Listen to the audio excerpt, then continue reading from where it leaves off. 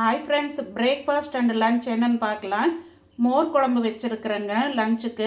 பார்த்தீங்கன்னா அரை தக்காளியும் வரமிளகாயும் அரைச்சி போட்டதுனால இந்த கலர் வருது.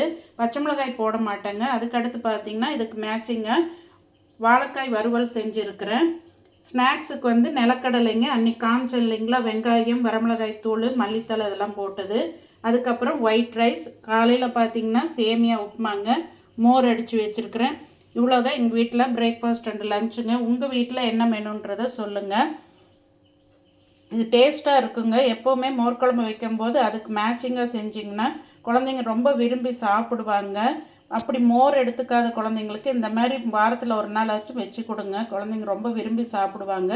இதில் மிளகு, அதுக்கப்புறம் இஞ்சி, ஓமம், அதுக்கப்புறம் பெருங்காயம் எல்லாமே போடுறதுங்க, சின்ன வெங்காயம்லாம். ஆல்ரெடி வீடியோ அப்லோட் பண்ணியிருக்கிறேங்க. பார்க்காதவங்க போய் பாருங்கள், விருப்பம் இருக்கிறவங்க. ஒவ்வொருத்தரும் ஒரு மெத்தடில் வைப்பாங்க. நான் இந்த மெத்தடில் தான் வைப்பேங்க. இந்த லன்ச் அண்ட் பிரேக்ஃபாஸ்ட் உங்களுக்கு பிடிச்சிருக்கான்னு சொல்லுங்கள். லைக் பண்ணுங்கள், ஷேர் பண்ணுங்கள், சப்ஸ்கிரைப் பண்ணுங்கள். ஓகே ஃப்ரெண்ட்ஸ், பாய்.